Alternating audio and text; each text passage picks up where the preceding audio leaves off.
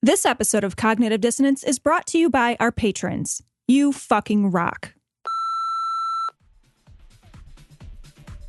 Hey, Tom and Cecil, I was just listening to your latest podcast, and I know that Alex Jones is a retarded monkey throwing flaming feces at the radio, but what really kills me is he's such a fucking retard.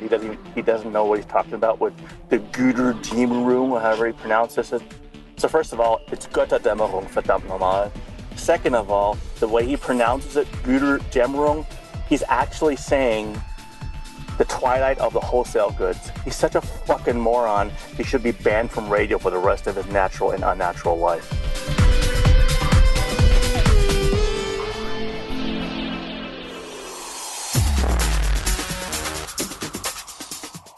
Be advised that this show is not for children, the faint of heart, or the easily offended.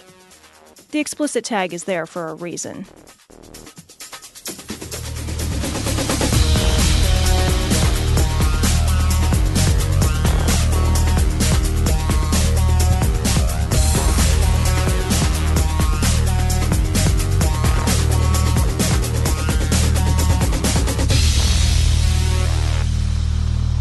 Recording live from Glory Hole Studios in Chicago, this is Cognitive Dissonance. Every episode we blast anyone who gets in our way. We bring critical thinking, skepticism, and irreverence to any topic that makes the news, makes it big, or makes us mad. It's skeptical, it's political, and there is no welcome at. This is episode 348 of Cognitive Dissonance. In this episode, we're going to be joined a little later this episode by Marissa McCool to talk about her new book, The PC Lie. So that's going to be very interesting. Wait for that. Cecil, speaking of books, I'm a little upset. Oh, are you upset? I'm a little upset, man. Hold on a second. Do you want me to tell you why? Go I ahead. feel like, no, go ahead. Hold on. No. That didn't feel heartfelt. Go ahead. That didn't feel heartfelt. Go. No, I'm waiting. I'm waiting to hear. So we decided, we finished The Greatest Most Much Secret, or whatever the fuck it was called, right? We did, yeah. So David Icke is forever out of our lives. I'm not revisiting that, by the way. Okay. David Icke is dead to me. You now. don't want to read any of his other stuff I think that leads up to it? Like the Princess Di Chronicles or whatever? Only if I'm real sick. Like, that's it. Like, only if my grandpa reads it to me. You're Princess reading it wrong, Bride Grandpa. joke. Princess Di doesn't die. You're reading it wrong. Her last words, as you wish, Buttercup. It's backwards. People are like, it's backwards, motherfucker. It's backwards. I know. It's just a shout out. But I am upset because, as often happens when I compare, mine is bigger than yours. Oh. Yeah. Actually, that's not true at all. Mine is usually more Irish than yours. I'm wondering, what are we talking about here? So I got L. Ron Hubbard's fucking enormous tome of a book. Drop that on Dianetics. the table. Oh my God. And I have Ray Comfort's Scientific Facts in the Bible. Now, you know what upsets me particularly about this is that, do you remember when we were kids and we'd be watching cartoons and whatever, and the fucking Dianetics commercials would come on with the exploding volcano, right? Which Dianetics. Right. Get your copy today. Fix your life. Right? You fucking loser. The book didn't look like this. It didn't look like every Encyclopedia Britannica glued together at one time. It's so, this is words. These are words I've never heard spoken to me, but it's so big. If you were a hillbilly, two of those would hold your car up while you change the tires. Or just took the tires off and left it on the. Well, we should get Cash on to double check. He's probably no, they don't have books down there. None of them can read. It's just all wood blocks with titles scrawled on. What y'all gonna do with them squiggle pages? But the discrepancy in these books could not be greater. It's pretty bad. It's so how big is yours, buddy? Let's compare. Let's compare. Let me whip it out. This usually doesn't work out in my favor, actually. Hold on. Hey, newsflash, it's not going to work out in your favor here either. I'm a grower, not a shower, so give me a minute. 101 pages, and that's with thank you for taking the time to read this book. Please check our website at raycomfort.com or write for a free catalog of books, tracks, tapes, and videos of Ray Comfort. Living Waters Publications, P.O. Box 1172, Bellflower, California. Isn't he Australian? I don't know, mate. That's terrible. Did I do a good job? No. I don't know, mate.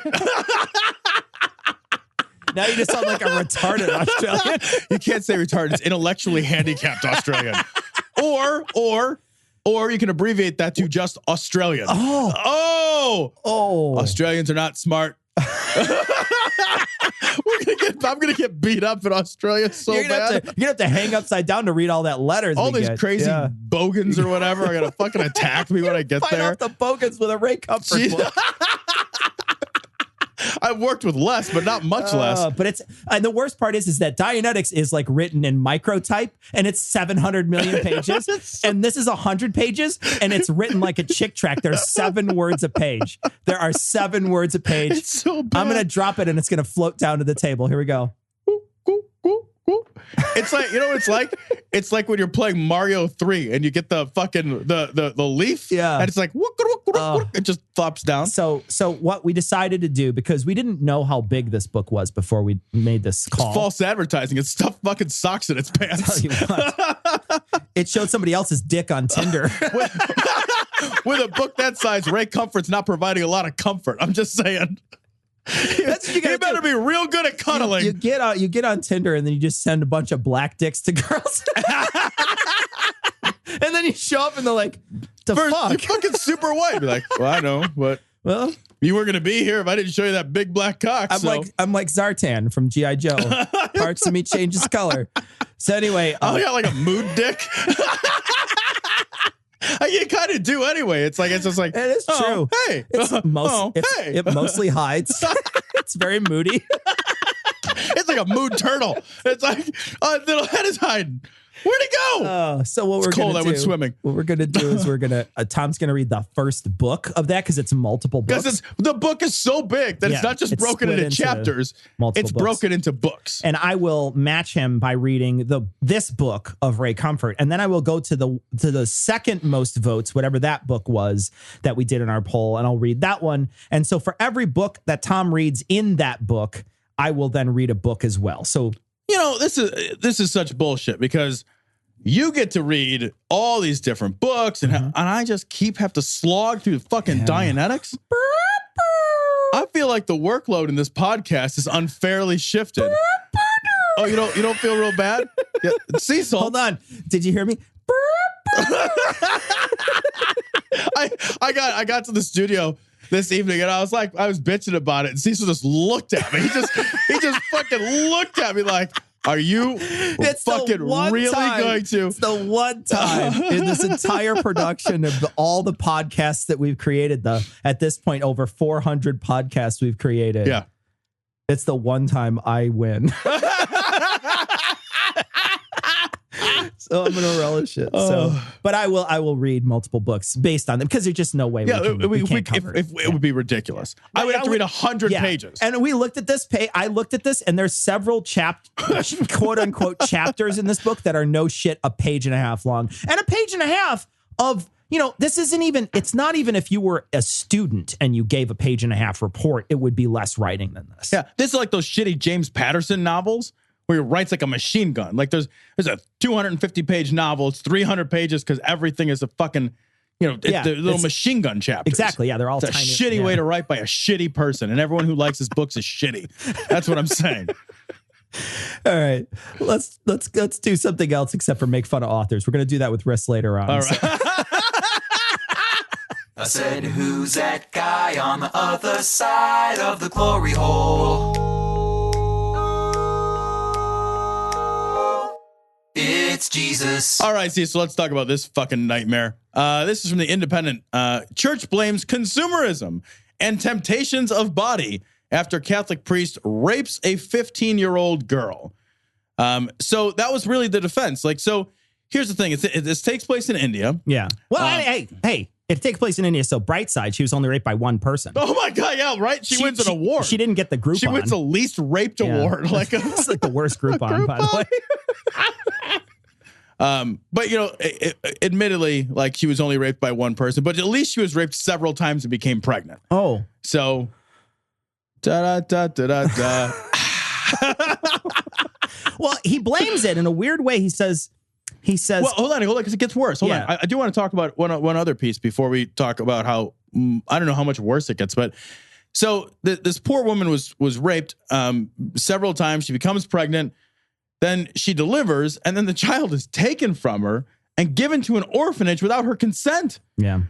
Fucking nothing happened with her consent. Yeah. Like, this is just, she's just being absolutely used and abused like a fucking flesh machine. And then the priest. Well, and then the priest. So there's two things the priest did. One, the priest blames consumerism at a certain point, and it's like, and at first I was really confused by this, but I think it's more like a mistranslation.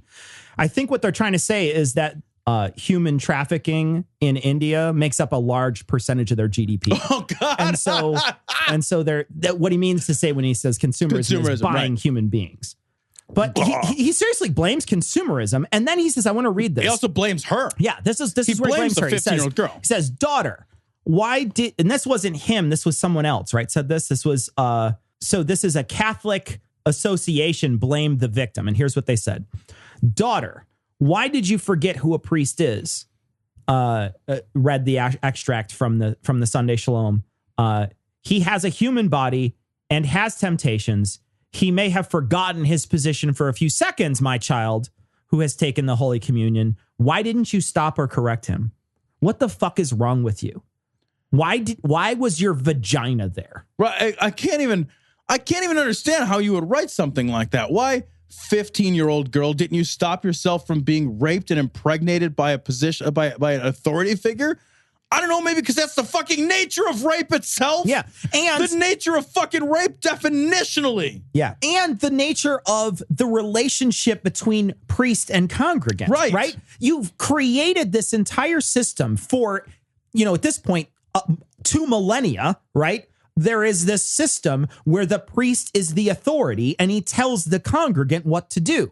Well, if you don't like that system, you can't go takesies backsies whenever you rape somebody. Exactly. And be like, well, it's your fault. No, it's your fault. You've been telling people for 2 millennia that it's fucking, that this is how this works. Is it millennia, 1,000 years? Yeah. Am I making that? No, I don't want to get all how many emails are you going to get? Oh my God, guys, that's an eon. And here's a weird unit of measurement you never use. Yeah, right?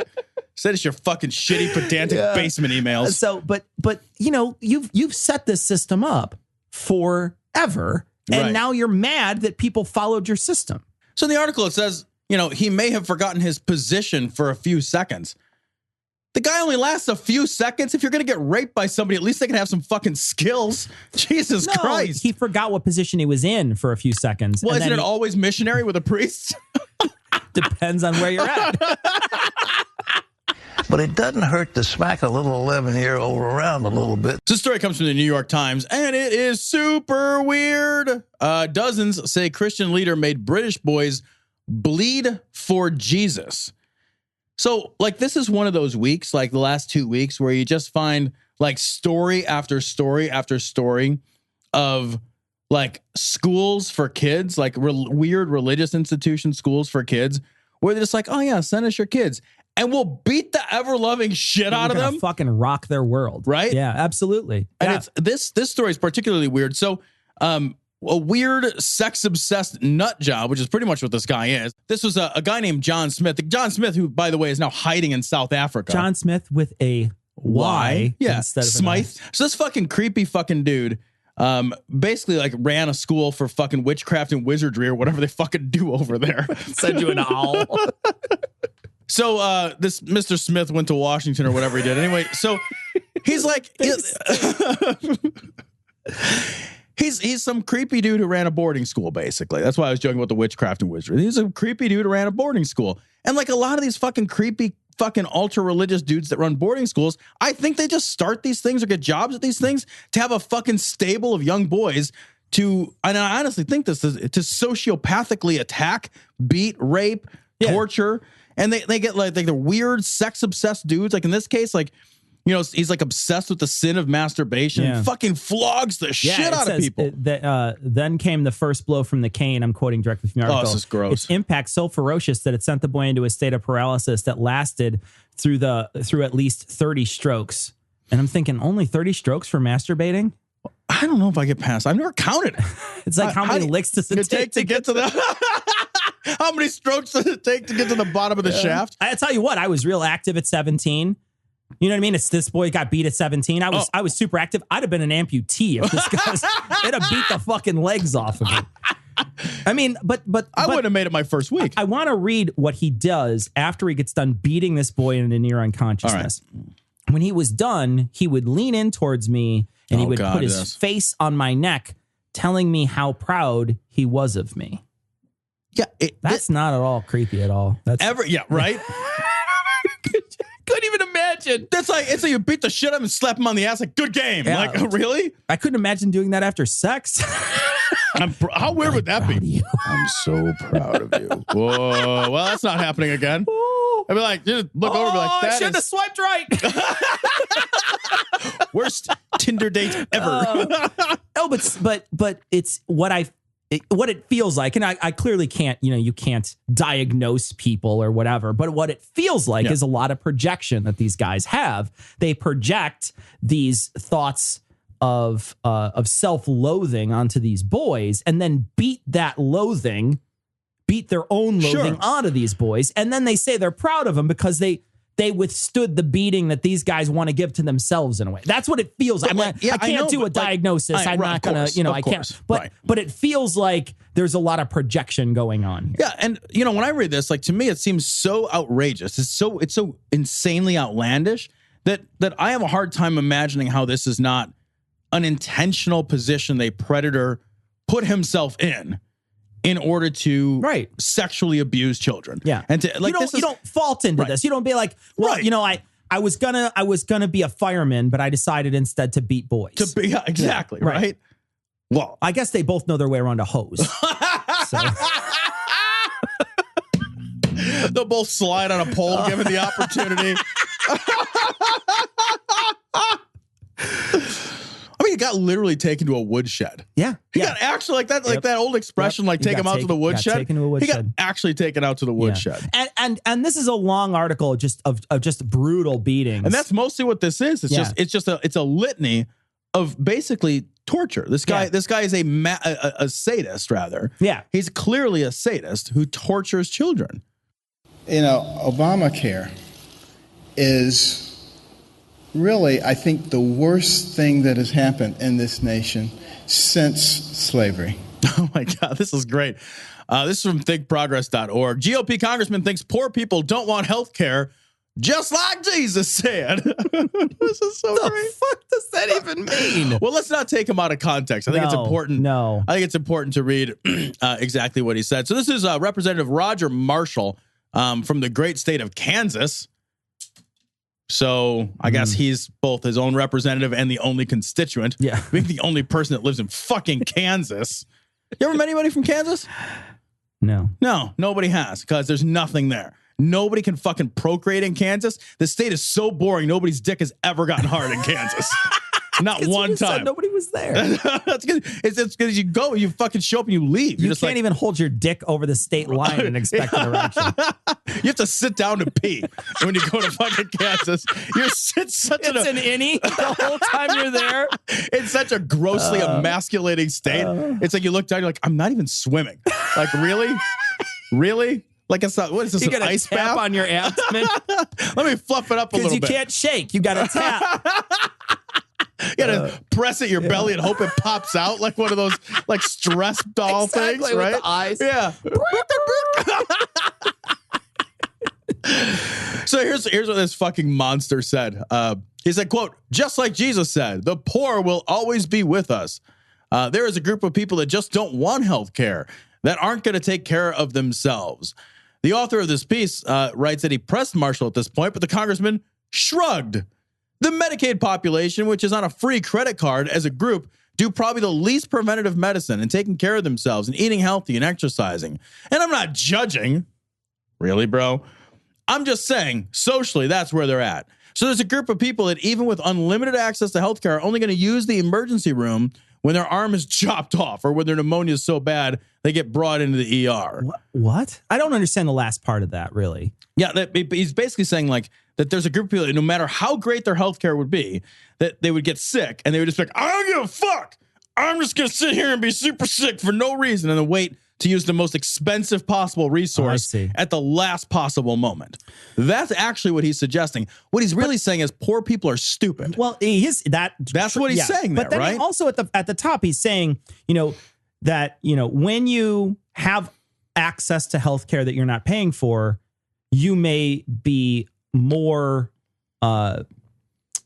careless with your own body, is what he's saying at the top, right? That's what he's saying. Yeah. And that makes sense for everything but bodies, right? Yeah, exactly. So, exactly. You know what I mean? Like, so like, let's say I'm and I remember this very clearly. My friend, when he was 19, had a brand new truck. Okay. His truck got into a fender bender and they had to spend 2 days painting it. So he got a tiny rental car that they paid for that he had, and it was a Geo Metro or something, right? It was a tiny little car. We both had them. Right? We both They're had, the best, and I loved it. But it was a tiny little car. He was in the middle of the street doing like dropping the clutch and doing like burnouts and stuff because it wasn't his car, right? And you're a 19-year-old asshole and you basically ruined the rental car's car because it's not your car, right? So yeah, that makes sense if you're talking about anything but the thing you have to live in the whole time. The thing that hurts. Yeah. The thing that, like, if you don't do stuff to it, you could drop the tranny out of a Geo Metro, right? And you're never going to feel it, right? Exactly. But we're not. He's basically suggesting a robot model. Exactly. Right? A robot model of healthcare where you're just like, I don't care, just give myself a heart attack. Look, I'm a guy who's put some fucking hard years on his body. Yeah. Right? I have put some, don't shake your head like that. With you. I did too. We were outpacing each other to see who could get to 300 first. And not 306 packs either. Right, We're talking exactly. 300 bill. Yeah, 300. It was a tight race at one point. It was a tight race. I'm 4 inches shorter than you. So I fucking put some hard years on this machine. And you know what? It didn't feel good. It hurt all the time. The fucking machine never felt good. Like, it just never felt good. This is not it's not the case that people are just gonna be like, well, I'll just get a new body if this one doesn't work out. Well, what are you talking about? Isn't he talking? And the way he's talking, he's like, oh, they got a free credit card. These Medicaid people. Medicaid is a shitty system. It is not like you walk in and be like, I will have the Rolls Royce. Can you put me in an iron lung? I don't even need it. Just put me in it. It's like my Restorib day. I just want to lay in my iron lung all day. Like you can't walk in there. Like, we know someone who's going through some real difficult times. And they, to get a couple of routine tests, it's fucking, you got to jump through a flaming hoop like a tiger. Right. Yeah, I know. It's like these state and federally run insurance schemes like Medicaid and whatever. They are the bare minimum schemes. Yeah. You know, they're not the Cadillac. Right. You're not paying. We're not paying for people that are like, oh yeah, sure. Well, I guess you'll have your choice of which spa you want to get your treatment at. It's like, which low income place can you go to? Right. It's within a 70-mile range. It's not the spa. It's the creepy Asian massage parlor. Exactly. Right? Yeah. That's the with difference. no happy ending. Oh. Mama, son, what? It's done for the what day. If I bring cash? Like, if I flash a little cash in the beginning? Sticky from all earlier. And she's like, no, I'm done. I don't want, no. But can you scroll down a little bit? Because I do want to read after this horror show nonsense that he said. I did think it was interesting because they then quote a Harvard School of Public Health study, which says that 2 years after Medicaid coverage was expanded under the ACA in their states, low-income adults in Kentucky and Arkansas, garbage states if ever there were any, received more primary and preventative care. Well, how do they know? There's only like 6 people in those states. That's not really a good sample size. That's true. Yeah, that's true. I mean, 6 people. Yeah, that's 1, 2. That counts. It's 12 teeth. You're right. Yeah, it's like half a Wakefield study. They made fewer emergency department visits and reported higher quality care and improved health compared with lower income adults in Texas, another garbage state, which did not expand Medicaid, according to a new study. The findings provide new evidence for states that are debating whether to expand or how to expand coverage of low-income adults. So basically, exactly what he said is the exact opposite of what's true. Yeah. Right? He just wants to shame poor people, basically say that poor people don't deserve it. Yeah. And they're stupid. And if we gave it to them, they wouldn't even fucking appreciate it. They wouldn't even like it. You know, this reminds me of what Chavez said this week when he talked about the iPhone, how you're going to have to choose between an iPhone and healthcare. And it's like, that's such an asinine thing to say because the amount of money you spend on healthcare outweighs an iPhone, immensely. Right. It's an iPhone a month. I understand what he's trying to get at, which is, if you have to pay for health insurance, you're going to have to budget for health insurance, just like everybody else has to buy. I get it. I understand what he's trying to say, Sure. but he's just being a douchebag shit about it. Yeah. And then, he's exposing that privilege. That he's, right? It's like, oh, we'll drop the luxuries. And it's like, there's a lot of people for whom it's not a matter of dropping the luxuries. They're like, I don't know whether to eat a food or get a medicine. Yeah. That's it.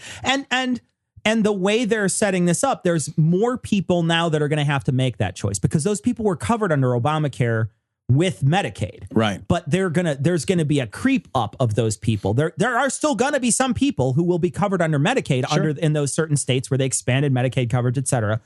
But there's going to be some people that are going to be cut off from this. And one thing that I think that this healthcare bill that they're trying to put through is it just creates a huge mistake for them. And good for them. Great. Create all the mistakes you want. But this is a big one, is marginalizing the elderly. Oh, my God. We heard Paul Ryan earlier. We're not going to play it. But Paul Ryan at one point, he's trying to explain what healthcare coverage is. And he says something to the effect of, well, you see how Obamacare works is all these really well people pay for all the sick people. And both of us just sat there like, yeah, that's how insurance works. That's how every insurance product works. The people who don't make claims put all their money into a big pool. And then less people than that make a claim. Yeah. And we use the money from the pool to pay for the people with the fucking claims. It's literally the way every insurance product has ever worked. I think he's trying to convince people that insurance is more like a health savings account when he's talking like that. Yeah, we were talking about this. Because you had the point that, and I think you're right, that people confuse the idea like, well, I put my money over in this bucket, right? And I've got my money bucket. Yeah. And then when I need it, I'll reach into my money bucket that you're just fucking holding for me? Yeah. He's making it sound like that's a bad thing. No, that's how it works. It's just structurally the thing. Well, and that's what you get when you commodify health, right? You've created this system where we created a commodity out of our own health. Other countries don't even do this. Right. They're like, you know what? Everybody gets to be healthy. How's that? Huh, what a concept. What a crazy concept. Doesn't it also suggest that you will just always be healthy? Yeah. Like people are like, well, I don't want to have to pay. I'm healthy now. Really? And you're sure you're not going to get in a car accident tomorrow? You're sure you're not going to wake up and you have fucking chronic migraines? Sure. Or like how do you prevent against these things? I smoked for 10 years. There's a good chance I'll get cancer later on in life from that 10 years of smoking. Yeah. Right? There's just, you could wake up tomorrow and find out you have some fucking genetic disorder. And what would you do differently? It's not, the other thing is like, they make it seem like all of the health issues that you are going to face in your life are the direct result of an action you took to not take good care of yourself. But there's so many, there's so many things that have nothing to fucking do with how well you took care of yourself. You just fucking like wake up and you have a fucking clotting disorder or something, right? Sure, yeah. And it's like, well, enjoy it. Yeah. I don't know. Fucking what'd you do? Well, I just fucking was made of DNA.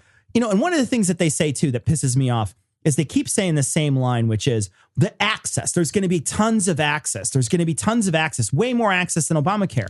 Access doesn't mean coverage. Access means, I have fucking access to a Lamborghini right now. Sure, right. But I fucking don't own a Lamborghini. It's like I could fucking mortgage my house and, pay an amazing amount of money amortized over dozens of years to get a Lamborghini right now, right? Yeah, I could. Yeah. I have access to one right fucking now. But that doesn't mean I have a fucking Lamborghini or would be able to get a Lamborghini. Right. It's a silly way to say, oh yeah, we're better than Obamacare, but you're not. You're there's going to be less people covered. There's going to be the tax breaks are going to be disproportionate. What he's doing is there's one tax group that's going to profit off this. Mm-hmm. And then there's a whole bunch of other different people, the elderly and then the poor. Nobody's going to get any good stuff. Really, even the middle class. The middle class is getting screwed. We don't have a healthcare system in this country. We just don't. Yeah. The healthcare system is like our living room system. Can you buy a living room? Yeah. Well, then you get one. You get one. Oh, what's our healthcare system? I don't know. It's the same as the Lamborghini system. There's no system. Yeah. There's nothing there. I hope it's the I hope I don't get sick system. Or I hope I get a good job and don't get sick. That's not a thing. Do you think homosexuality is a sin? I think that it's unnatural. I think that it's detrimental and ultimately destructive to so many of the foundations of civilization. This story is from the Friendly Atheist blog. South Dakota bill lets Christian adoption agencies deny a child to gay, atheist, and single parents. So this is a bill that's passed the Senate. It's waiting a vote from the House.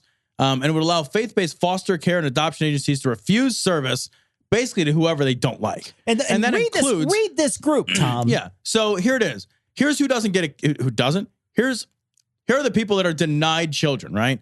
Gay couples, atheists, single parents, interfaith couples, and divorced people, Muslims, and any other group that may conflict with their strictly or sincerely held religious beliefs. Isn't one of their fucking sincerely held religious beliefs that kids are better raised with fucking families instead of in a fucking group home? Well, I mean, when is that just not always preferable? How are they getting? I mean, because if they're getting to the group homes, these places, these faith-based foster care agencies, if they're getting to those through faith-based because the parents or whatever were faith-based, the faith hasn't helped the kid yet. Right. You know what I mean? All that faith in the world hasn't fucking helped this poor kid sitting on a bench looking super sad in the story. What about it's that? Shutterstock picture is just like, it's like, yeah. Hey, guess what? You're going to be filling that bench up in fucking South Dakota. It's going to be a whole bunch of sad kids.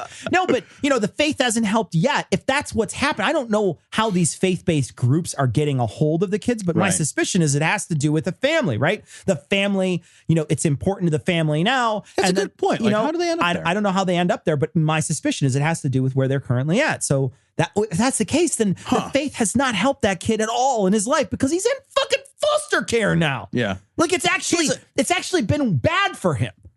Here's the thing. Or her. They're in foster care if they're lucky. Yeah. Foster care is a step up from a state group home, from a group home, right? Right. From an institutionalized home. Yeah. That's a fucking huge step up. Yeah. And this also brings up to how many times do we hear these Christians? We're being persecuted. We're being attacked. We're always being attacked for our beliefs. We're being attacked. Tell me that's an attack on every single one of those groups. Right. How do you live with the cognitive dissonance of that? Just that fact. Every single thing you want to pass into law is an attack on someone else. And when people say, stop attacking us, you're like, you're attacking me for attacking you. I look at this list and it's like, they would refuse service to me because I'm an atheist, single parent, and I'm divorced. Yeah. I'm a fucking triple whammy on this motherfucker. You just pulled the fucking thing and got 3 cherries. I got a hat trick. Got 3 right? bars. That's like 3 touchdowns in a row bars. or something. You pulled it, you got the money symbol because all the money just flows right out now. But I'll tell you what I got. I got fucking 3 lemons. That's what I fucking got. And I said, reach up and feel it. And she did. And as she rubbed her hand over her cheek, when she moved it away, you could see God had grown the bone right under her hand. Praise the Lord. This is from the progressive secular atheist blogs. I'm over a little at Patheos. uncomfortable with this one, Tom. This is super, super strange. So this is Christian youth pastor. Let's set it up as someone at a Christian youth pastor thing where there's a bunch, I guess, of Christian youth pastors or a bunch of people watching a youth pastor talk in the middle of this big group of people, right? So he's giving a speech. He's clearly on stage in this. And he says this, and someone in the audience who is clearly probably a believer, I would imagine a believer. Right. You don't go to one of these things if you're not. Was so uncomfortable. The fuck? They recorded this. So here goes. Oh, God, it's so weird. Please fill me. Daddy, please fill me. Okay, so the music itself is reminiscent of, I don't even know, like it feels like the Close Encounters music or something. It's weirdly ominous, right? It is pretty ominous. It's weirdly ominous. Yeah. I want you to pray. Let's pray it out loud. Let's not be scared. Let's pray it out loud. Daddy, please fill me. Don't let me miss you. I want you. So weird. All these people are looking around and wondering if their phone is open to like their incest porn they were looking at. Okay, no. Okay, I'm good. I'm fine. safe. I'm safe. Yeah, the Eli Bosnick story. Yeah. I don't even know what to say about that except for just fucking weird. It reminds me of when we took that quiz a while back. Right. And it was 50 Shades of Grey or a worship song. And it was, like the Newsboys lyric, or was it 50 Shades of Grey? Yeah, right. And it was, I did terrible on that quiz. It was super weird. And there was only, I think I only got one right. And it was because you gave me a hint. And that tells you how creepy and weird and sort of, in a lot of ways, hypersexual these lyrics are in these songs. And that's just the songs. Here's a guy who's, on stage. Daddy, please fill me? It's like, I can't fill you, but I can, fill is a strong term. Yeah, I mean, is a punchki filled? Because if it is, then I can fill you. No, I'm just looking for a small one. We need the lemon cream. And the point that the psalmist is making is when a nation sacrifices innocent children in abortion or infanticide, that is a sacrifice to demons. It's like food for demons, using that expression metaphorically. What I mean by that is that act of the shedding of innocent blood, the most innocent among us, it empowers satanic forces. This story comes from indiepolitics.org. Abortion reversal bill. Indiana House rejects science. So we've talked about this abortion reversal thing a long time ago. I don't know if you happen to remember, but this is not what I thought it was, because I thought it was more like a t-shirt gun. I did not think that it was what they were talking about. So the idea here, let me just go through this crazy fucking idea here. The idea here is that if somebody has a medical abortion, which is a procedure that's available in the first 7 weeks, you get 2 medications 48 hours prior to induce abortion. So there's this idea that if you take a bunch of progesterone afterwards, so in other words, you get the medication to induce an abortion, and then you decide you want to take these backsies, and you take a bunch of progesterone, then you reverse the abortion. That's the idea. But there's like no credible science here at all. The only science is a handful of doctors that self-reported that, I did this and it totally worked. That's it. That's really it. Like, that's what they write in this fucking article. It's like, there's like 2 or 3 doctors and like, I fucking threw a bunch of progesterone down these, as if to suggest that this happens with like a frequency, that people are like, I want an abortion. No, I don't. And then there's like enough of that where you study it. Like, I kind of changed my mind. Right. So Indiana passed the House bill 54-41, saying that this House bill, which is House Bill 1128, it says that abortion providers are required to basically tell them about this option. Yeah. Well, the problem is that the option isn't really an option. Yeah. There's no evidence that it works. Like the evidence that it works is a couple of guys said, give it a whirl. Yeah. That's the fucking evidence. They also have to sing the abortion to sleep. That's another thing you have to do.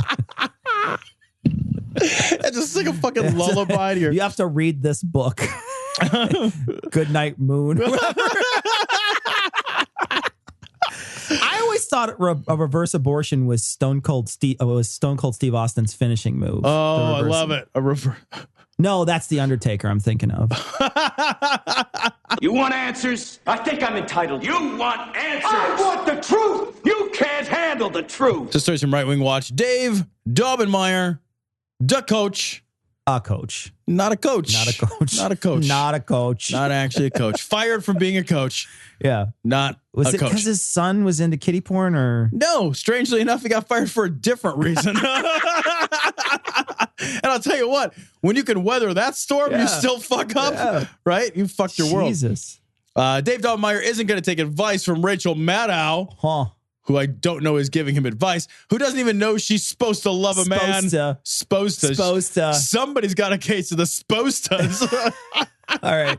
So here's Dave, the coach. Not a coach. A coach. Not a coach. Daubenmire, here we go. This is him talking to a bunch of fucking schmucks on his little podcasty-thon. So I ain't some old corn poke. Yeah, beg to differ. Yeah, beg to differ. When we look at the tag in the back, it clearly says, wash gently, corn poke. Yeah, check your underpants. Your mom wrote corn poke. That's it right there. That's it. You got a shit stain on your fucking drawers and your mom wrote corn poke. I like it's like, I'm not just some corn poke. No, you're the corn poke. You're a very special snowflake corn poke. Right? There's a definite article. You are the corn poke. You can think that if you want to. Okay, I do. Thank you. I'll match my degrees with yours. Yeah, your degrees are listed nowhere. Nobody can find. Match your degrees? We looked. Yeah. Mine's, first of all, mine's 98.6. Yeah. That's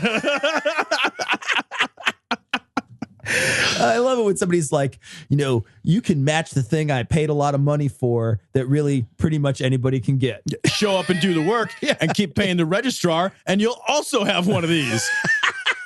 Yep. That's pretty standard. I went to college with a dumb fuck I used to work with, who used to tell me that I did too much work in college. He's like, C's get degrees, man. What are you doing all that? Why are you even reading that book? I went to a guy. I went to college with a guy who said that. Like, that's not an unusual thing. Yeah, right. There's a bunch of people who are just like, yeah, man, why are you trying to better yourself? Yeah, a degree is not necessarily a sign of your intellectual acumen, right? And a lack of a degree is also not a sign of a lack of intellectual acumen, right? Mm-hmm. I'll be glad. I'd love to get on there with that man. What's her name? What on MSNBC? On what MSNBC? I'd love to get on with that man woman. He's just mad because he wants to get up on that woman.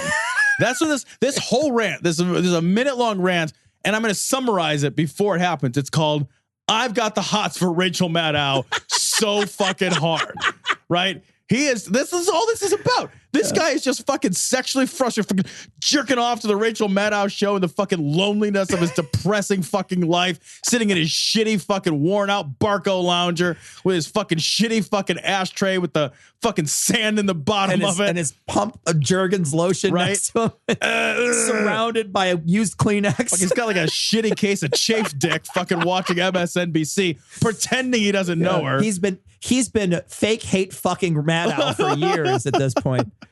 Matt, I'd love to get on with that dude. Oh, you're edgy. You're so edgy. Mixed up the gender for comedic effect. Look at you, man. buddy. Oh, God, he's so clever. What a clever. Because she's got short hair. Yeah, it's because she has short hair. I think that's it. Why that he I bet her vagina doesn't work.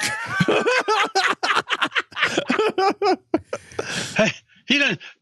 Maddow, hey Rachel, you listening? No, she's got other things to do. She wouldn't even fucking put an intern on this. Right? She doesn't even care about you. Slowly pressing a fucking dull pencil through her eyeball would be a better use of her time. Like fucking slow too. She's holding it there. Yeah, exactly. Until she can feel the fucking orb actually depress before popping. And then leak fluid onto her cheek. Yeah. She would rather fucking drink that fucking eye fluid in a smoothie than listen to this fucking She's guy. doing shots of her own ocular fluid before she pays one iota of attention to you. Iota. Nice. I punned myself. I'm supposed to take advice from you, and you don't even know that you're supposed to love a man? You don't even know you're supposed to like fuck sticks? You don't know you're supposed to like penises? Your penises are supposed to go in vaginas? You don't even know that? You know what's so awesome is this fucking moron doesn't realize that lesbians fucking put things in their vaginas, right? He doesn't even he's so fucking stupid. He doesn't even realize. You know what they're not going to put in there is your pathetic tiny little penis. Right, his tiny shriveled up old man dick with his fucking gray ass pubes poking gray around. Ass balls. They're not going to look at you and shame your tiny cock, okay? That's not what they're going to do. They're going to pay attention to each other. And that's what he wants too. Like he's just like, can you just make fun of it? Can you tell me how small and fucking pathetic and shitty it is? Can you just, it never does anything. Can you just fucking step on the head of it a little bit? Fucking grind your heel. Fucking ridiculous shame fucking filth, man. You don't even have that figured out, yet you're supposed to give me advice about the world. You're telling me that you're on MSNBC and you're giving advice to the world and you don't even know who you're supposed to love. Oh, who are they supposed to love? What, it fucking does it have to go through a fucking like a 3 signature process and you're the fucking final signatory? It's like a love triplicate. Like it just got to be like, did I pass the committee? Is it okay? How many? I think I like this person, but I don't know. I have to ask you who they should love. I ask him. Well, yeah, I write them letters. I just want you to know I'm for the love party letters of small government, but I'm going to tell you who you need to love. Right. So, small government, huh, guys? Huh? Less Anybody? taxes? Huh? Right. Are you with me? Are you kidding me? You don't even know how plumbing works. I feel like plumbing's not. We're going to the plumbing I don't know thing. that we're going to do the plumbing thing. There we go. Just because she has short hair doesn't mean she's a plumber. This guy is just upset because somebody stretched out his O-ring and he's still not recovered. Rachel Maddow isn't a tradeswoman. Okay. He's also upset because just like a plumber, he has to pay somebody $100 an hour to fuck him. Oh, you got to be kidding me, right? And that you're the smart one, and I'm the dumb one. Yes, she is much smarter than you. Yes, no, hold on. She is much smarter than you. Tell me I'm wrong here, right? You're wrong. You're so wrong. You are a fucking insignificant flea compared to her intellect. Like, are you kidding me? There's no amount of trauma she could sustain. No amount. Right. Literally, there is like the maximum amount of trauma a human being can sustain. She could be fucking atomized. Yeah. She could be fucking hit by every weapon ever created in all of the history of time and still overpower him like a baby. Yeah. She could be vivisected and then they could slice her brain micron thick and put it on plates, and that would be smarter than the coach. A coach, not a coach. Not a coach. Yeah.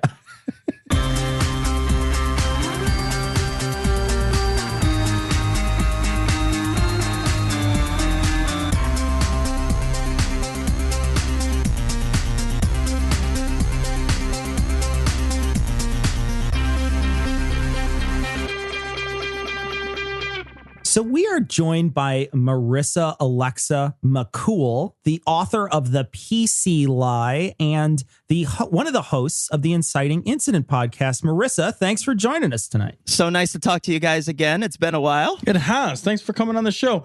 So you recently put out The PC Lie. It's The PC Lie, How American Voters Decided I Don't Matter. And my favorite part of just even looking at the book is the back, because I feel like this all the time. What the fuck just happened? Is this real? Did this really just take place? Yeah, pretty much. I love that. I feel like that's the best back cover of any book that I've seen recently. It perfectly encapsulates the fucking shock and awe that I've been feeling. I'm sure you have as well. So tell us, why did you write this book? Prior to the election, I had come out public as transgender by yelling in the face of a hate preacher that had showed up to our school several times and wasn't just, holding placards or holding a microphone, was like following down kids and harassing them and berating them. There's an area that's public of our campus. It's called Locust Walk. It's where the admissions hall and all that stuff is. And technically it's considered public space. So these guys would come in there every day with their homos or evil shirts and everything. And they're adorning all these anti-sexual posters and everything on Ben Franklin, which just shows the fact that they've never read more than one book. No kidding. Right? Everybody knows Ben Franklin fucked anything with legs. So one day, I was listening to him protest and I decided to start trolling him because I just sort of had one of those epiphanies that was like, this guy is a clown. I give absolutely no fucks what he thinks. And long story short, I came out by screaming in his face, I'm transgender, fuck you. And it was just like this moment for me that everything was liberated in those 4 words, because Trump went to the school that I'm about to graduate from. So everything that went on with Trump was magnified. It'd be like anytime he sent out a tweet, the media would be on campus. What do Penn students think about Donald Trump? What do they think about how he said this? Did he really graduate in 1968? And so pretty much it was just, we got more Trump than anybody, even Trump. So, I mean, we couldn't escape it. That's horrible. I'm curious. So that's when you came out as transgender. Mm-hmm. How long, did you know your whole life that you were transgender? And then you just, so tell me a little bit about that. I'm curious about that. Did you know your whole life that you were transgender? At what point did you make that realization? And when did you realize you had to make that realization more public? Was it in that very heated exchange with the hate preacher, or had you been thinking about it for some time? Well, there's a couple answers in there. So I'll start with the fact that I knew I was different, but I didn't know what transgender was until my 20s. So was I transgender my whole life? Probably. I just didn't know that was a thing, because I was always like really feminine. my parents were convinced I was gay. So, I mean, they weren't that far off. Okay. You know, I was the kind of kid, like, they thought something was wrong with me because I never got holes in my jeans or anything like that. And the one time I did, I came home and thought I was in super big trouble, and they just were relieved. You know, so you know, I'm in my teens, and girls started putting makeup on me in high school because I had long hair, and I always bonded with girls way better than I did with most guys. And I did that until I got beat up one too many times, and I just kind of buried it until I was about 18, when a girl asked me to pretend to be her girlfriend, Marissa, and it just stuck. So that was about when I was 18. But for the longest time, I thought I was a drag queen, because growing up, that was all we knew for that general idea. Yeah. And, you know, outside of being like punchlines in Ace Ventura, there just wasn't that representation outside of like the Rocky Horror Picture Show or really niche underground things like that. But I was about 25 when I tried to come out in a secular Facebook group by saying that I was cross-dresser. And a person I knew sent me a message that said, I don't think that's you. You know, cross-dressers are generally people who identify as male, but just wear women's clothes sometimes. It seems more like that's actually who you are, and you're learning how to express it. And I was like, yeah. So I started to come out very, very slowly. And unfortunately, the first time I tried to come out, as I wrote about in the book, I was sexually assaulted twice in 1 week. So I kind of... Oh, my God. Yeah. Once in my own house and once at a bar, I was roofied. So like those two experiences sort of made me bury it for a very long time. But then in 2016, I decided to build it up really, really slowly, because I think my biggest mistake was that I rushed it because the euphoria was so strong. I had spent my whole life denying all of these feelings, all of these interests I had, all the ways I wanted to express myself, merely to protect who I was. Because, you know, when you're a guy in society, if you are really excited about things or really happy or really flamboyant, I guess is a way to put it, you become a target. And I tried to avoid that, except within close groups of friends. So, you know, it was in July that I went on hormones, but even then I was sort of what trans people call stealthing it. I was hiding it. And then in that moment with the pastor, that was sort of my public screaming out. And then Trump got elected. And it was 6 days after the election. I had just come back from Fort Lauderdale for doing a photo shoot for a friend that weekend. And I just started ranting on the computer. Like during class, I'm just, you know, steamroll typing. And I type hard, so that's saying something. And I looked down and I had 30 pages that started Holy with... cow. Yeah, it's the first chapter I wrote without even paying attention. And I was like, shit, I could make a book out of this. So I wrote the whole book in 9 days.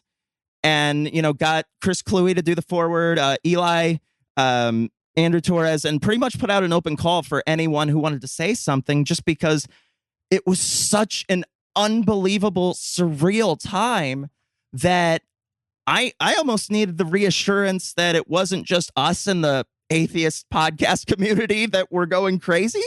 Because, you know, I listened to you guys, especially, you know, during the 100 Days episode that you did, and all of the previews, like you two, Thomas and Noah and Eli and all them, like sort of kept me grounded, because for an openly queer, trans, obvious person, you know, I'm 6'3" with purple hair. I'm not blending in anywhere. So it was good to have that reassurance of, you're not the only one who was like, what the fuck is going on here? And ever since then, I've just been yelling louder and louder, because they've, you know, especially with the whole bathroom bullshit, they have made it their mission to fuck with us. So I'm doing all I can as one of the lucky ones, as one of the few trans people that has thousands of people supporting them every single day, because I know how many out there aren't and are hearing all this bullshit and are, you know, being threatened with who they are and can't even come out, let alone in public on a Facebook video that thousands of people have seen. So has this changed your podcasts, like the theme and the movement forward on your podcast at all? Oh yeah. back when you guys were on the show, we didn't really know what we were doing yet. We were still sort of feeling out somewhere between like film and entertainment. It's kind of like the same thing that happened with you guys. You just found, right. A lot of people have drawn comparisons to that, where you did the film thing for a while, but talking about social issues is where you started grabbing people. And I had the same thing. But once I came out on episode 70, it was like the whole narrative changed. I mean, there was always that element of, holy shit, we need to pay attention to these things. But now, not only are we, I feel, discussing a lot more intense emotional topics, but the people who are coming on seem to have a different level of resonance with it. We really need to do all that we can before they try to get rid of us, as opposed to, let's see what happens. Let's see if they're going to stop here. People like me, people like Callie, Ari, those of us in the LGBT community, especially the trans community, we don't have the luxury of being able to wait and see what happens. And that's one of the things that happened. And we were doing a live stream, in the election night, we were doing a live stream. And one of the things that I said that night was, well, let's see what happens. Let's see how this goes. Cause I'm always kind of a glass half full kind of guy. I'm like, okay, well, let's see how bad this is. Let's not jump to so many conclusions. And a bunch of people jumped on right away and said, hey, you're not part of a minority group. Like, you're going to be fine. Right. But let me understand our perspective. We're in a minority group. We're not in a group that is going to be in power. And we've already seen him walk back the bathroom bill. He's going back, I guess, on some of the things that he had said that he wasn't going to do. There is there's pressure there right now. And it's pressure that Tom and I won't ever understand. Right. I feel like with that kind of pressure, but with the kind of privilege I have, I owe it to the other people to be as loud as I possibly can, even when it puts me at personal risk. So that's why I've been doing what I've been doing, especially with the book. That was sort of the beginning of my real activism. Well, it's not just the book, too. You're going to have a live show as well. Yeah. Out here in Carlisle, Pennsylvania, which is about 20 minutes from where I live, we're getting almost a mini convention of podcasters out here. And you guys are certainly welcome to come if you can make it. We're having our 100th episode in a big theater, the same theater that Aiden and I got married in. And that's great. It means a lot to us because we were both out to each other when we got married, but we weren't out to everybody who was there. So now to sort of have this event that coincides with, the 100th episode of the podcast, it'll be one day after my 1-year anniversary of being on hormones, and it'll be just short of a month of our 1-year anniversary. So it's all these things coalescing into a celebration of everything that we've gone through and how much we have left to go. I'm friends with the Scathing Atheist guys. They don't live too far from here. I asked them, and they'll drive down. But Andrew was going to come regardless because he's my lawyer, so he was gonna come. But Callie came out to see us about a week ago, and she's gonna come out, and I believe Ari is gonna join, and then Chris Cluey and Thomas Smith are both gonna fly out for the show too. Oh, wow. So that's awesome. When is it gonna be? It's July 14th. Like I said, it's in Carlisle, Pennsylvania. We have the event set up on our Facebook page. We'll put a link on this week's show notes. Absolutely. This is episode 348. So we'll put a link to that on this week's show notes. So people, if they're interested in going, it sounds like there's going to be a ton of people there, as well as a great podcast that they get a chance to enjoy a 100th episode of. Well, that's awesome. Thank you. I really appreciate that. I want to ask you a question about sort of your experience within our community. So one of the things I noticed about your book is you've got, the last 70 pages or so are essays, give or take, by a number of different people, including some prominent people, as you mentioned, that are within our community. And there's a number of people within our community that are coming out to support you as well. Yes. What's your experience been within the atheist community as an openly transgendered person? Mostly positive. I am still in disbelief at the positivity I have received from a majority of the atheist community, especially within the atheist. Except Cecil, right? Well, yeah, of course. I know. Here's the thing, Riss. I've been talking to him about this. It's just, I don't know. I'm sorry. I'm sorry. It's just how I was brought up, Tom. The only negative things I have found aren't people like being openly transphobic, although that certainly does happen even within the atheist community. It's more that they treat us like not even a novelty, but I believe the words Bill Maher used was a boutique issue. It's almost like they're saying, well, we have bigger things to worry about. All this stuff going on, we really don't need to be worrying about where you have to go to the bathroom. That's just stupid. And we're sitting there going, yeah, it is stupid that we have to have this stupid fight. Right. We use the bathroom, we leave just like everybody else. And because conservatives lost the damn gay marriage fight, they're coming after us, an even more marginalized community that most people in the country don't understand. So within the atheist community, I have found them more than welcoming. Like when I was out at your live show, with Lucinda and I basically become besties, but there were so many people of your fans, Noah's fans, both fans, like people coming up to me and they knew who I was. And I can't imagine that ever happening even 6 months before that. But I realized, being on God Awful Movies, going out on a ton of podcasts to talk about the book, but more to talk about trans visibility and the fact that I'm open to answering most questions that trans people shouldn't have to answer has made it a different experience for me in mostly positive ways. Even people who would consider themselves open-minded are like, Riss, I didn't know any trans people before you. Like, it's not like I was transphobic or anything, but now that I have a human face and a story and someone who's willing to answer those awkward questions, I understand it better. And for some reason, I just have a way of being able to capture the essence of it, even though I am in a position of privilege where I have so many people supporting me. So I just try to do the best I can to bring those issues to more visibility within the community and outside of the community as well, because I'm secure enough in it that if I deal with a few assholes, it's not going to be as big of a deal as it would for somebody who might have to deal with that shit every day. It's interesting. We were talking about the Christians earlier and how they sort of shifted their focus from what they would consider the gay agenda to now the trans, going after trans people. And I really think it's very strategic on their part, because I feel like if they feel like they're slipping off the cliff, right? Mm-hmm. That people are much more libertarian in their views about sexuality these days and gender identity. And they don't care. You look at the younger groups of people don't care about this sort of thing at all. And I feel like what they're trying to do is find one foothold. And if they can marginalize your group, which is a tiny group, admittedly a small group of people, they can then get that foothold that they lost when they were sort of trying to marginalize the gay population. And I feel like, it's a very strategic way for them to go after a smaller group to say, look, we said this stuff was wrong. Look, you guys agreed with us about them. Now we have our foothold and we can go after the larger other groups that we want to marginalize as well, because it goes against their, 2,000-year-old holy book.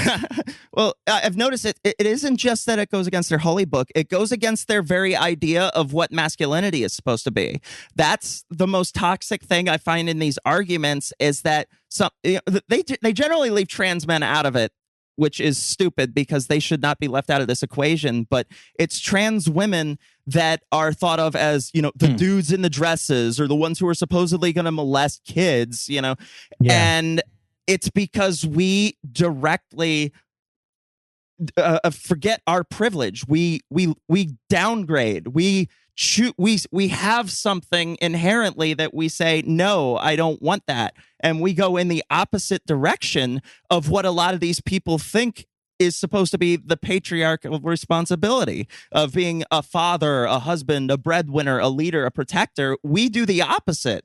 And there's something that infuriates them about that beyond their religious offense of what God made us and God doesn't make mistakes. It's, I don't understand why you would, be born into a male's body, but not want to take all the advantages of that. So it exposes their shitty philosophy on multiple levels. That's really interesting. It's really fascinating. It took me a second to process it. It's really fascinating, though. And it's interesting. You're right. They're giving up their own privilege.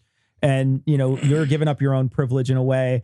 and that makes them mad. Maybe it makes them feel guilty of their privilege. Yeah, that's what I was thinking, right? Like it highlights it for them, right? In a way that they can't comfortably sort of deny. Sure, right? Sure. And I think it's interesting too that like it threatens their masculinity, right? Because it threatens what masculinity and femininity traditionally look like and how we determine those things. Yeah, and when you can't control the way somebody acts, the best way to try to combat that is to mess with their situation and make them more uncomfortable.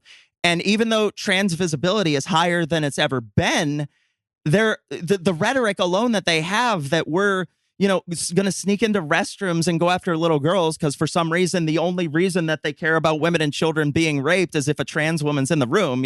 If Brock Turner goes in there, well, she was just asking for it. But if it's us, Do you think that the trans visibility is a direct result though of the attack? Like, because trans issues just weren't something that I was at all familiar with just even a handful of years ago. And now that it seems like the more noise in opposition that there is, the more the visibility of the trans community climbs. And so I wonder if there's not, kind of an inverse relationship there. I think you're right. But the biggest thing that really got it started, as terrible of a person as she is Caitlyn Jenner. The whole thing over Caitlyn Jenner brought eyes to the situation in at least acknowledging that it was a thing. And like I said, I first tried to come out in 2014. And despite the shitty, edgelord we have for a president, I have found the difference is it's like two different worlds. When I tried to come out in 2014, even people in the atheist community were saying, "You're not a girl, you're a man. This is stupid." And and by contrast, I was in 2 productions of the Vagina Monologues in the last month, and nobody said a word about it. So it's just been, part of me wishes I had done this years ago, but I'm fortunate that the second time I tried to come out, even though it's in the time of Trump, is in a social climate where, yes, the conversation got started with both Caitlyn Jenner and with the bathroom discussion. And it did inflame a lot of douchebag opinions. It did get a lot of people spewing hatred, but so did the gay marriage fight.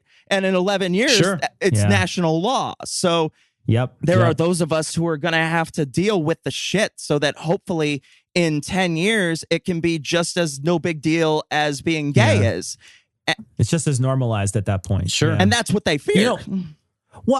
Okay. So recently, Sam Harris had a conversation with a man named David Frum, and it was on it was on Sam Harris's podcast. And I listened to the podcast, and one of the things that David Frum said, and David Frum, to be honest, I followed David's career for a long time, and I really do think he has a lot of good things to say. I wasn't crazy about this portion though. He made a comment about how the New York Times had several trans issues on their front page. And he listed how many there were in like the last year before Trump was elected. And it's his contention as well as Sam Harris's contention that identity politics are the reason why Trump got elected. And David Frum is saying that, we're paying too much attention to this small marginalized group. What do you think about that sort of thing when like David Frum and other people, like prominent atheists like Sam Harris would say something like that? Well, Sam Harris isn't even the only one, because Bill Maher is the one that's really been the loudest about it. And it pisses me off because at least in the liberal side of things for a long time, it was usually them going to marginalized groups and saying, you come with us, you stand with us, you're part of us. But now all of a sudden, because Trump got elected, it's like, oh, it's your fault because you assume the right to be a person. Whoops. Sorry. Yeah, if you could stop that, that would be... Guys, it's been inconvenient. We now have Trump. Yeah. So, I don't know. The shittiest thing about it is that they blame us for the election of Trump when they forget that conservatives started this argument. We defended ourselves, and then they blamed us for doing that. Yeah. And liberals went, yeah, it's kind of shitty, trans people. You should just stop that. You guys should stop talking. You guys should stop existing and or talking. Can you do both of those things? Yeah, because you know what we did before that was a discussion? We used the bathroom we identified with all the fucking time, and nobody gave a shit. I can't imagine. I can't imagine going to the bathroom and looking at another person. Like, that's the thing is, right? When I walk into the bathroom, no one else exists but me. I walk to the urinal, I look straight ahead, and if somebody comes next to me, I pretend they don't exist until I leave. You observe the one urinal buffer rule. Yeah, right? that's the one thing you do. Of the time. 100% of the time. So you walk in, you make sure, am I going to be able to observe the one urinal buffer rule? Sometimes you can't. If not, you look up. You look up. You never look sideways. No, so it's not. So I don't even know. Like, you don't even look down. You don't even look down. A trans man, I wouldn't know. Right. I could be peeing on a rat. How and would I would have no idea. Like, I'm not looking at anything. It's impossible. I don't go into the bathroom and look at other. I don't even look at myself in the mirror when I wash my hands. I close my eyes and run randomly until I find a door. Yeah, that's what I do.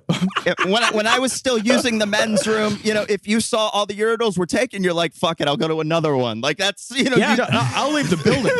I'll just leave the building. I don't care. There's always that one like bucked up urinal in the corner that nobody's taking. It's a full 4 inches short. Right. The kid's urinal. That's the one you have to pull your pants down to your ankles like a little kid to use. So your fucking bare ass is hanging out. You don't have to, but I do. I don't know. Also, you can air your balls out at the same time. This is why I don't look at other people in the restroom. But the nice thing is, since that rule exists, if anybody says anything, why are you looking? Wow, what's wrong with you, bro? What? Why are you staring at my fucking buck naked ass? Fuck you. And there's really that reversal of the rhetoric when. Okay, so one of the people I went to see in Tampa is, I wouldn't call her masculine looking, but she's definitely not a femme girl, and she's cis. And she was in Target one day. And all of a sudden, this woman is peering through the crack at her. And it's like, to check and see if she has a vagina? Yes. Ma'am, ma'am. I'm sorry. I have to do the finger test. Yeah, right. Vagina test. I have to squeeze your genitals like an orange to make sure. All right, which bathroom? Right. Go ahead and grab her by the pussy. Yeah. We'll see if. Make sure there is one. Make sure there is one. Yeah, if there is one and it sees its shadow, there's 6 more weeks to winter. And so this old woman is staring at her. Go, what the fuck are you doing? And she says, I just wanted to make sure you weren't one of those trans freaks. Fuck up. And it's like, woman, you are the sexual assaulter. Yes. You're the one looking at someone through a door in a fucking bathroom. Yep. You are sexually assaulting people. How is that okay? And for women, it's a non-issue because you go in your own little room. You're in a as box. a woman. The thing I constantly tell people is, even if you don't understand what it is that trans women go through, even if you have no idea what that's like, understand that in certain situations, I have to find a girlfriend or two and say, can you please go to the bathroom with me? In my own fucking country, sometimes in my own campus, I have to go, I don't feel safe right now. Please come to the bathroom with me to make sure no one fucks with me. And I go to an Ivy League liberal super bubble school.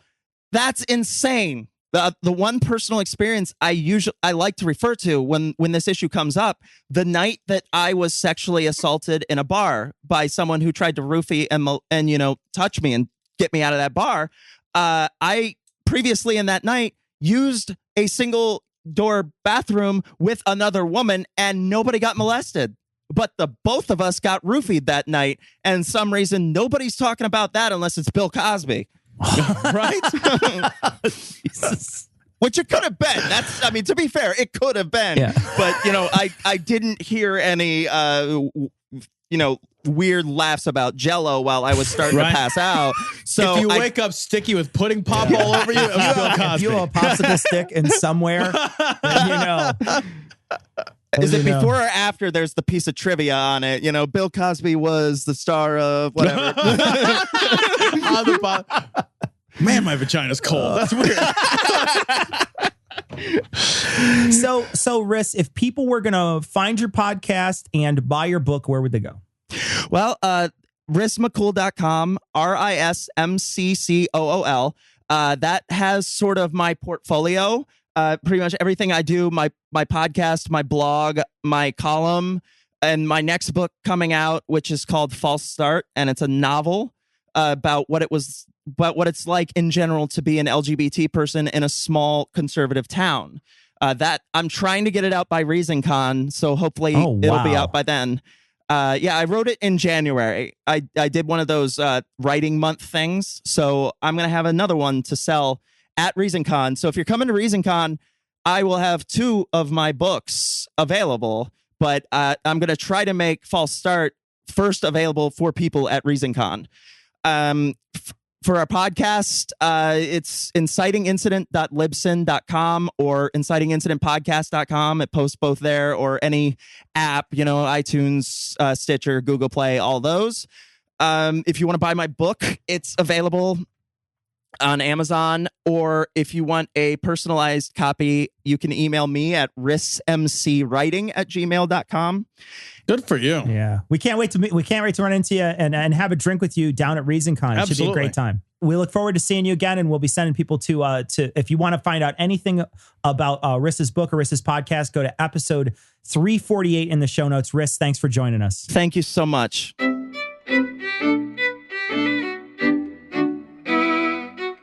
So we want to thank our newest patrons. We want to thank Brendan.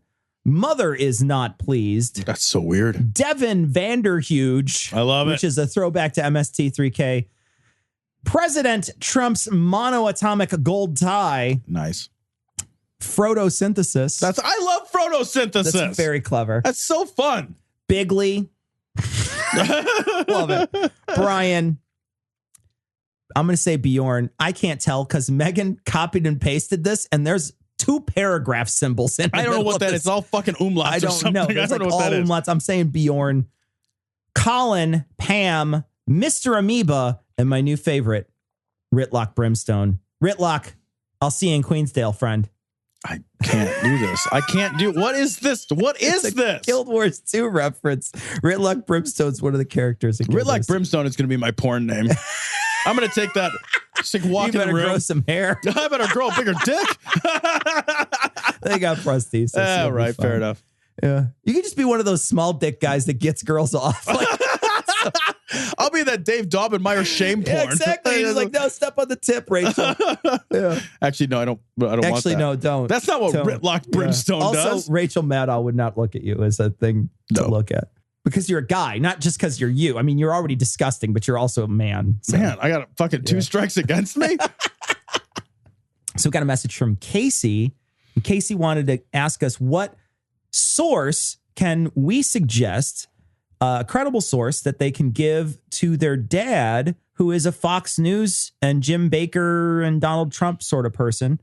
And we don't think that a single source is a good idea. Yeah, that's the problem, right? You don't want to fight single source thinking with single source thinking. It just encourages somebody to place all of their trust in one news outlet. So you just can't do that. It's about vetting. Yeah. Yeah. So give them multiple sources. And I think multiple sources are more convincing. All right. Marsh taught me that. Yeah.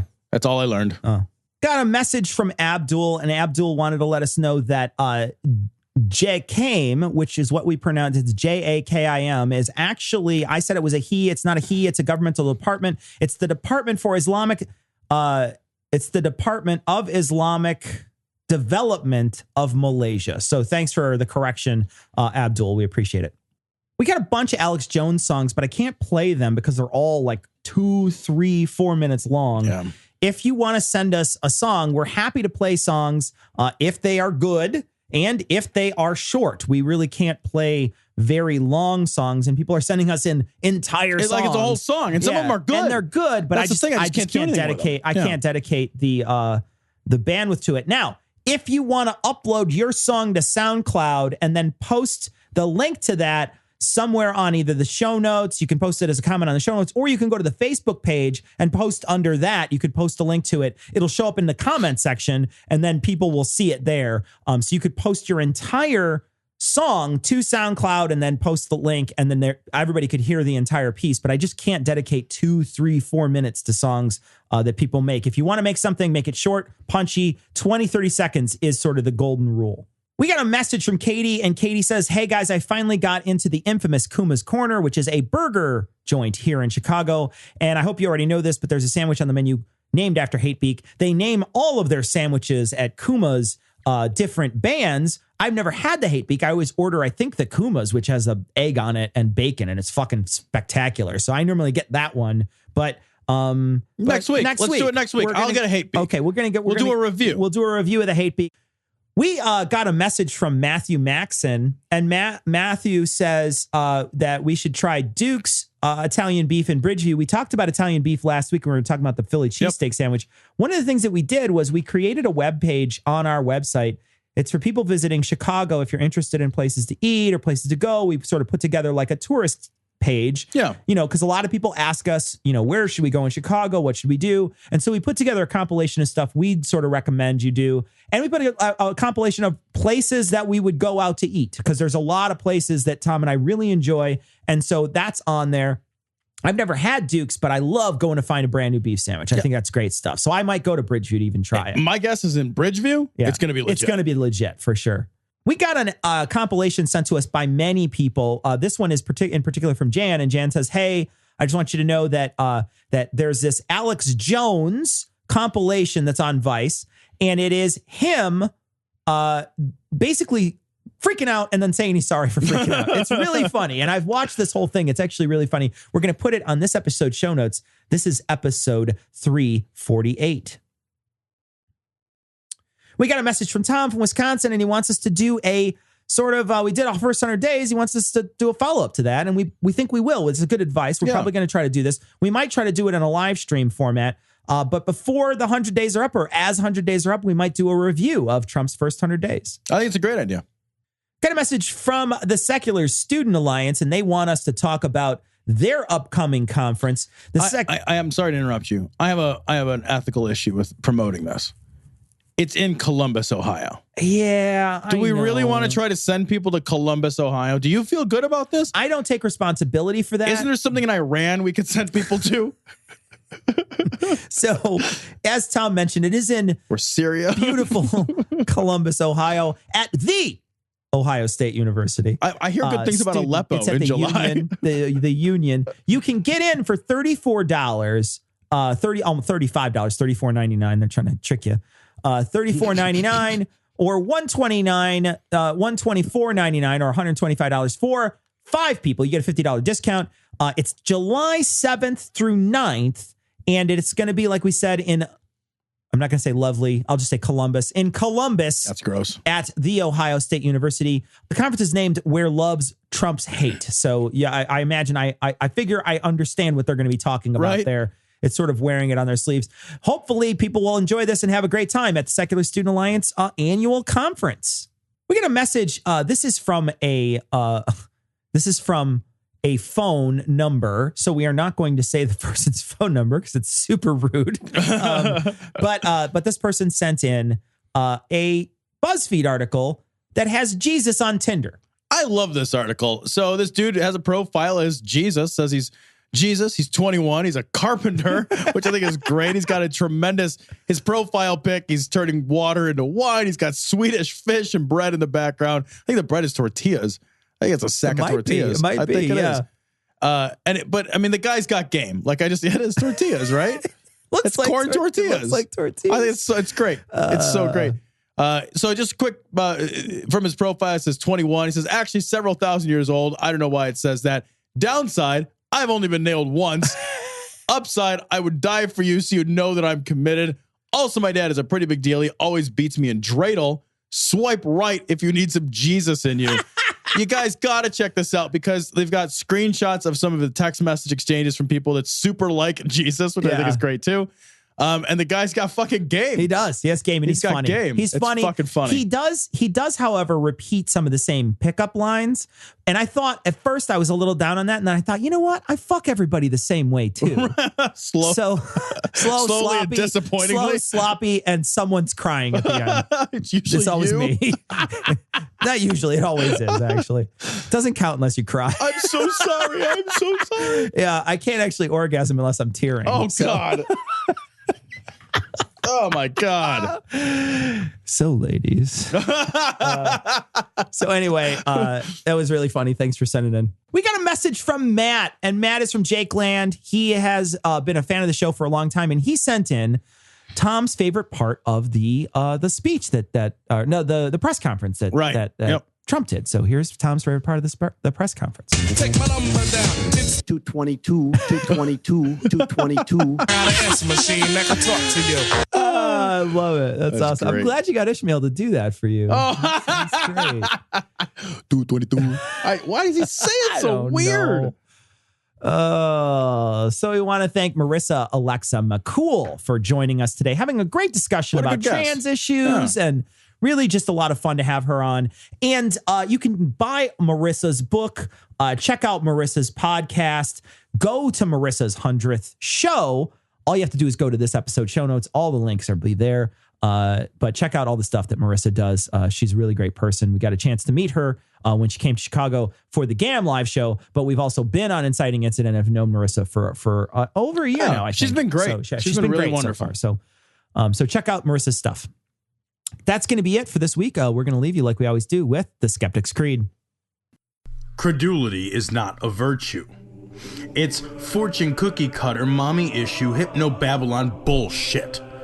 Couched in scientician, double bubble, toil and trouble, pseudo quasi alternative, acupunctuating, pressurized, stereogram, pyramidal, free energy healing, watered downward spiral, brain deadpan sales pitch, late night info docutainment.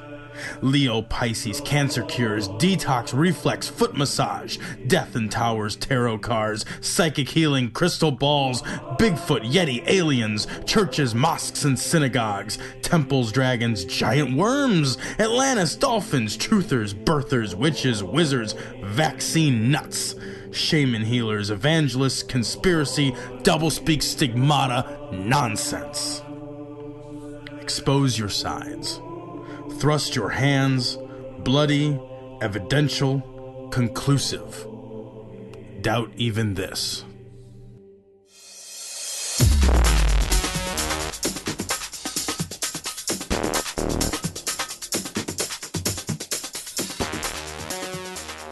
The opinions and information provided on this podcast are intended for entertainment purposes only. All opinions are solely that of Glory Hole Studios, LLC. Cognitive Dissonance makes no representations as to accuracy, completeness, currentness, suitability, or validity of any information and will not be liable for any errors, damages, or butthurt arising from consumption. All information is provided on an as-is basis. No refunds. Produced in association with the local Dairy Council and viewers like you.